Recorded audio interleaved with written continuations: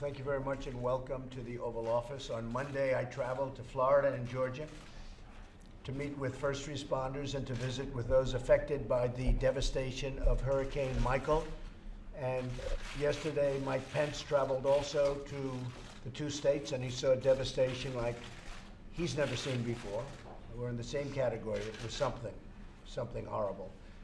Thousands of federal employees and military personnel have been deployed to assist in the massive recovery effort, one of the biggest we've ever done, and we've had some pretty big hurricanes. This was just about at the top. We will not rest until every community has been fully restored. The restoration efforts here is bigger than the others because the winds were so powerful. They literally lifted businesses and houses and factories, everything in its way. They would literally lift not only the house, they would lift out the foundations in many cases. They ripped out foundations that were set deep, and nobody's seen anything quite like this. We're here today to discuss my administration's historic effort to reduce job-killing regulations. We have set a record on killing regulations. No administration has knocked out as many as us, and we have a long way to go. At the same time, we will have rules, regulations, and other standards which we need. We have to have, but we have knocked out tremendous numbers of unnecessary regulations. We've removed more regulations, and we will continue to get rid of regulations. I think within a period of about another year, we will have just about everything that we've wanted. And one of the reasons the economy is so strong is that we're not hampered by the ridiculous regulations that we were getting rid of and are getting rid of. EPA, I can tell you, just speaking of one, the things, Mr. Secretary, that we have gotten rid of, it's unbelievable and totally unnecessary. And I know you have a long way to go, and yet we're going to have the best EPA that anybody's ever had, and the strictest in a certain way. I want to thank very much Secretary Zinke, Secretary Perdue, Secretary Chow, Director Mulvaney, Administrator McMahon, and Acting Administrator Wheeler, who's doing a terrific job, by the way, over at the EPA. And we're joined today by 6 really impressive people that some of you have gotten to know, people that have been both helped and hurt in lots of different situations, but very spectacular people. I want to introduce Chris Chin, a 5th-generation Missouri farmer. Thank you very much, Chris. How's Missouri doing? Good? We're doing good. We had a drought this summer, but we're recovering. That's right. It's a great place. It's a great place. Luann Condiff, a community banker from Missouri also, right? St. Charles, Missouri. And the community bank business is doing much better now that we got rid of the man that was running the regulatory service that was just absolutely destroying people. How is that going now? Yeah, we have new heads of many regulatory agencies in place now, and they have been boots on the ground trying to listen to concerns from community bankers and address those concerns. So it's a big going difference. well. They're doing a really good job, and Mick Mulvaney has done a fantastic job in taking that over. We were hampered by a man that was just terrible. And now he's running for the governor of Ohio. Isn't that nice? Running for the governor of Ohio would be a terrible governor. Adam Redd, a councilman of the Ute Indian tribe of Colorado. And tell us a little bit about that tribe. Well, it's the Southern Ute Indian tribe. We're the only tribe located entirely in Colorado. We are an energy-producing tribe. That means you're rich. Yeah. They're rich. Yeah. That's good. You got to be humble. But yeah, we've got money. Great. That's great. But it's going well. It's going well. That's Yes. good. David Boyer, trucker with ABF Freight. David, thank you very much. I saw you before. Thank you, David. Benson Waller of Riverview Coal Mine. Yes, sir. Thank you, Benson. Chip Kovac, Vice President of Engineering for his family's small business, City Machine Technologies. How's that going? Great. Ever since the administration, we are busier than ever, having trouble finding good qualified help. It's actually a very good problem to have. Well, we're setting records on unemployment or employment. Use either word. Yes. Either way, it's a Supply record. and demand. It's good, and a lot of people are being trained, and we're training a lot of people, and companies are coming into our country now at a record clip, and they're all coming in and training large amounts of people. And frankly, I like them training them better than anybody. But I heard you're doing really well, and that's really nice. Do you have anything to say, anybody, this side? You know, the agriculture industry is very appreciative of everything that you've done. You've brought attention back to rural America, and we appreciate it. We've had a struggling infrastructure system, high-speed internet access. In Missouri, over 60% of our rural Missourians don't have access to affordable high-speed internet. Right. And the work that you've done with Secretary Perdue to get money out into our rural communities, we really appreciate. The reverse CAF auction through the FCC, Missouri was awarded $254 million of that. It's going to connect 95,000 homes to high-speed internet, and we just really appreciate it. Missourians appreciate what you're doing on their behalf to make their rural communities vibrant again and to help the agriculture industry pass on to that next generation of farmers and ranchers. Right, well, it's my honor, and you have a great race going on out there. We do. And that'll make a big difference, a very positive difference. The outcome. I won't say it because I'm not a political person, so I won't discuss that. I won't discuss that in front of the press, okay? Go ahead, how about yourself? That's funny. So Missouri is well represented here. Again, I'm from St. Charles, Missouri, representing the community banking sector. Have you seen a big difference in community banking over the last couple of years? We have. Actually, much has changed. We actually had a meeting here last March to talk about issues we needed to work on, and the Treasury implemented some suggested changes, and you signed a law in May of this year, Senate Bill 2155, a reg relief bill, and the tone has certainly changed. Think of it. They needed a regulatory relief bill. The regulations were so bad they needed relief from regulations, which is somewhat of a classic. Go ahead. But I think my message here is we have so much more to do. We have a lot of positive things happening. You talked about workforce issues being a good problem to have, but it is still a problem.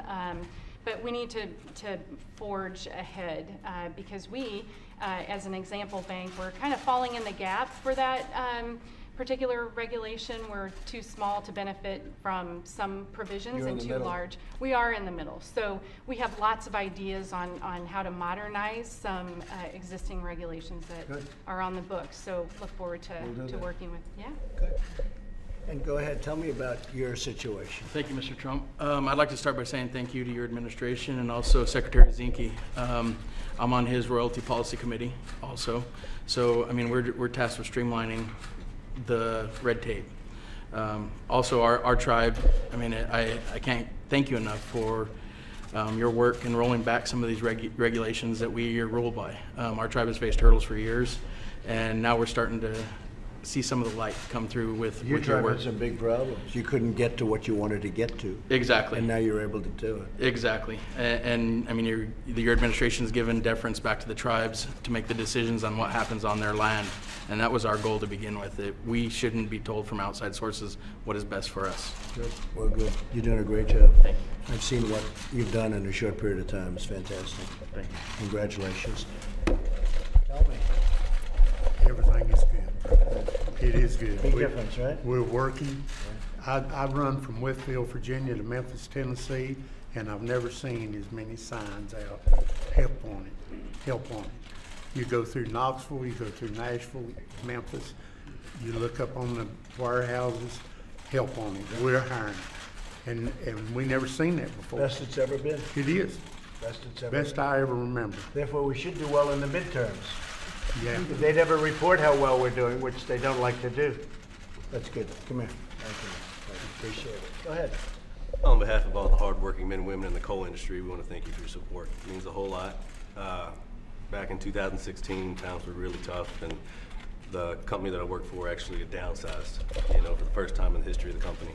But the particular amount that I work at, just want you to know, the last several months, we've added 100 people, and we're looking to add. Big difference, right? Yeah, we're looking to add 150 more, and Save that industry was gone. And it's a very important, really a very important asset for our country. That industry was gone. It was going to be out, and we would have had a big problem if it was gone. And they're great people in that industry. And that's what they want to do, right? Clean coal That's right. What they do today, the technology on coal is so incredible. What they can do with coal today is from a different world. Good, beautiful, clean coal. And you're back working, right? Yes, sir. That's fantastic. Thank you. Are you Kentucky? Yes, sir. Good. That's good. Say hello to everybody. I just left Kentucky. We had a big, Hello, Kentucky. we had a big rally there the other night. It was incredible. Thousands and thousands of people outside of the arena. They couldn't get in. It was something really special, and they appreciate what we're doing. So just say hello. Go ahead. Well, business has been off the charts across the board. Steel, energy, oil and gas. Our customer base, we repair equipment. We are helping steel mills resurrect plants that were shuttered 10 years ago, bring them back up to production to make American steel. So one of the things we're most proud about is what's happened with our steel industry. Our steel industry was dead. The aluminum industry was dead. It was dead as a doornail, both of them. And steel in particular, but aluminum also. Steel is through the roof now. We're taxing the dumpers, the nations that dump, and they dump a lot of garbage steel, sand steel, mud steel, bad steel, not strong steel. And then we use it to fabricate beams for buildings and parts for airplanes, and we find it's no good. And in many cases, they don't know about it until long afterwards, in some cases when it's too late. So now we're taxing them, and very, very heavily. And what's happening is the steel industry is thriving. I mean, literally in a period of a year, the steel industry is just a hot industry right now. So it's been a great thing to see. Thank you very much. Thank you. Vice President, do you have anything to say? Thank you, Mr. President. I just want to thank these 6 great Americans for coming in and helping to tell the story of this economic boom. 4.2 million new jobs created, and you've signed legislation to pass the largest tax cut and tax reform in American history. But what you and I both hear as we travel around the country is what we heard again this morning, is that the fact that this president and this Congress has actually passed more laws repealing federal red tape than any administration in American history is making just as much a difference in the prosperity of the nation. So I want to thank all these folks, all the members of our cabinet, for coming here and helping to tell the story about rolling back red tape, rolling back taxes, getting this economy rolling again. But our promise to all of them, Mr. President, like you always say, is we're just getting started. Yep, that's true. That's true. Administrator, tell me, EPA, give us a little talk. So far under your leadership, we've rolled back 28 regulations, saving the American public $1.5 billion. We have another 54 deregulatory actions planned over the next year. At the same time, though, our air is getting cleaner, our water is getting cleaner. Air is 73% cleaner than it was in the 1970s. So we're deregulating, but we're protecting the environment at the same time. And you're opening up and allowing businesses to open and thrive as opposed to they can't do it. You can't do it. Great job. Linda, please. Well, it's terrific, Mr. President. Thank you very much for your vision of a common sense approach to job growth. If you cut taxes, you roll back regulations, you get out of the way of small businesses, they will start, grow, and expand. And that's exactly what we're seeing. And I have the benefit of being out on the road and interacting with companies like City Machine Technologies in Youngstown and seeing exactly what they're doing. So rollback of the regulatory environment really is boosting the businesses, and I see it and I feel it. Right. Great job, Lynn. Thank you.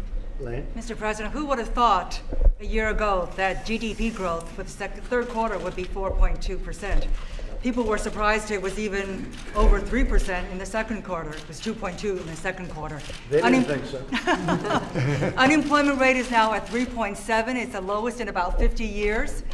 And at the Department of Labor in the previous 8 years, the overall avalanche of regulations was strangling job creators, employers, and the department was basically, sending out about $3.1 billion annually in regulations that were not all useful. They didn't help safety. And David Boyer is here. He has driven over 2 million miles without accidents, and he also will be named. You never had an accident? Not Really 2 million driven over miles. Never 6 million miles. I want him to drive for me. How about leaving the trucking industry? And he will be named the National Trucker of the Year by the American Trucking Association. Big stuff, huh? So We want responsible regulations, but regulations that make sense, that are not overly burdensome, that are not duplicative, and that don't make sense. And so, at the Department of Transportation, that's been our guidance as we go forward. Thanks a lot. Thanks a lot. So, Mr. Secretary, the largest landlord in the world. Well, Mr. Who's President, the largest in this country, I guess? I'd like to highlight the Southern Utes. This is an example when you empower a great nation to do great things. They give free health care, free education. You know, things are pretty tough out in Indian country, but when you empower great people to do great things by deregulating and making sure that they're involved in decision making, and many times the sovereignty should mean something. This is a great example of the empowerment and the ability to shape your own future in Indian country. Bravo Zulu, to Southern Utes. So, Secretary, tell us about energy and what's happened with energy. We've become the biggest in the world. A lot of it's because of what we've done. Tell us just quickly about that. We are the largest oil and gas producer on the face of the planet. Inconceivable 600 days ago. We're the first time in 60 years we're exporting liquid natural gas. And what it means is there's $20 trillion of untapped wealth in this country. Energy all above. And as you know, Mr. President, we're all the above. We just want it made in America. And by having energy made in America, I don't want to ever be held hostage. I don't want to see your kids see what I've seen. There's a lot of reason to fight, but fighting for energy is not one of them. And economically, we're seeing a rebirth. We have the lowest unsubsidized price of gasoline on the face of the planet, and that's because American energy is delivered. So we're the largest in the world now, energy. And you said 600 days, and that's right. It's taken place very quickly. We've made it possible. We've opened it up, and thank goodness if you look at oil prices, we're very happy we did, because it would not be a pretty picture right now. But now we don't need others. In the old days, we needed others, and that's how we got involved in the Middle East. We don't need others now. Mick? Mr. President, it's our second deregulatory day here. We get a chance to talk about this in the cabinet a little bit, and the really good news I don't think anybody's talking about is that we're actually doing better this year than we did last year. As good a year as we had last year, and deregulation this year was actually even better. More things taken off the books, more things slowed down, more savings for people. That's because it's a priority for you, and everybody in the cabinet has pulled in the same direction on this, because they know it's a priority for you, it's been a priority for them, and the results are real. We have real, tangible savings that everybody around here is benefiting from. On the banking front, which I sort of spent some time with across the street in my other job, the neat thing about that is that you look around the table here, even the folks with the cameras, everyone here needs their community banks to be strong, because they need access to capital, folks need mortgages, they need to borrow money for cars, and when our banking industry is strong, everybody else here does better, and we've made some real good progress on that in the last couple of years. Good job. Sonny? Mr. President, I've told you before, your deregulatory agenda as well as your trade agenda for American agriculture has been tremendous. The farmers, ranchers, and foresters of America appreciate what you've done and understand that your heart for rural America is greater than they've seen. They understand that you've got a heart for the working men and women who produce our food and fiber out here. Thank you, Sonny. Thank you. What's to say? Sure. I think, Mr. President, one thing that we could highlight is that regulatory reform is in part about furthering individual liberty and the rule of law. And Americans are hardworking and productive, and when government gets out of the way, we can see that jobs are created, businesses grow, and innovation flourishes, which benefits really all Americans. Well stated. Thank you very much. Well, thank you all very much. We'll talk for a little while, and we appreciate it. Thank you all very much. Congratulations on 2 million miles. 2 million miles, that's a lot of miles. Mr. President, you talked about unnecessary regulations, but earlier this week, your administration proposed a new regulation on the drug industry in terms of the price of drugs being disclosed in their television advertisements. So for you, sir, what's your criteria? It's a very simple criteria. We want to get drug prices down, and we're going to have advertising, subject to final approval. We're going to have advertising of drug prices so that people can see how much drugs are, and they can price them. Right now, you're not allowed. In fact, pharmacies aren't even allowed to talk about prices. They're not allowed to talk about competitors. They're not allowed to say that, well, this drug is this much and this drug is that much. You know that. It's against the law. We're opening it up so that these people have to be more competitive, and it's going to have a huge positive impact on drug prices, we think. So essentially, even when they advertise on television, they're going to talk about the pricing. So when people are sitting home, they can say, wow, that drug is X dollars, and this drug is the same drug by a different company, and it's here. I think it's going to have a huge competitive advantage. We're bringing drug prices down. Not only did Pfizer and Novartis and others cut the price after I called them, and cut it very substantially, and I thank them for that. They made a big price increase and then they cut. But we are now going to cut the price of drugs very, very substantially. So I actually like that question. I'm very proud of that. Well, I'll ask another one. I'll let you do. This is going to be a beauty, right? Go ahead. Republicans generally have suggested that they don't want to pick winners and losers in the economy. Right. By putting their finger on certain individuals that succeed or certain fail. But you've taken a different approach. You've picked winners and losers in terms of steel. No, not losers. No. I want to only pick winners. I want winners in our economy. Steel was, we weren't going to have a steel industry. Steel is a very important, category. It's not like, let's say, even making that or making a piece of wood that nobody knows where it's going. We need steel. We need steel for defense. We need steel for many things, but maybe more importantly than anything, we need steel for defense and potential defense. We can't be buying our steel from China and from other places that maybe someday you have conflict with, hopefully not. We have reinvigorated our steel industry, and it's a tremendous thing. We've reinvigorated aluminum. Aluminum was a disaster. We have reinvigorated, and others. No, I want every business to thrive. Our miners now are thriving. Our miners now are absolutely thriving.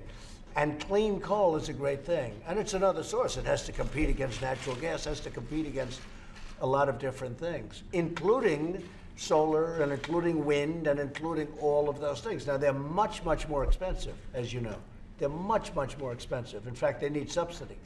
And if you don't give them subsidy, I don't like energy that needs subsidy, but if you don't give them subsidy, they don't work. Solar, wind, etc. They need massive subsidy. You take a look at the money that was spent on these windmills that are killing all the birds and lots of other problems and destroying values. And I'm okay with it. I don't like giving subsidy to that, though, especially when you have energy that's so abundant for 500 years, that's so abundant that frankly is, in many cases, 1/10 and even better than that, the cost. So, but I'm for all industries. There's nothing that I don't like. I want it all working. That's why we're doing so well. Okay. You've been talking about this giving cover to the Saudis. No, not at all. No, I just want to find out what's happening. In fact, Secretary of State Pompeo is going to be back probably late tonight or early tomorrow morning. He went to Turkey. He went all over. But he spent a lot of time with the Crown Prince, and he's going to have a full report. I'm not giving cover at all. With that being said, Saudi Arabia has been a very important ally of ours in the Middle East. We are stopping Iran. We're not trying to stop, we're stopping Iran. We went a big step when we took away that ridiculous deal that was made by the previous administration. The Iran deal, which was $150 billion and $1.8 billion in cash. What was that all about?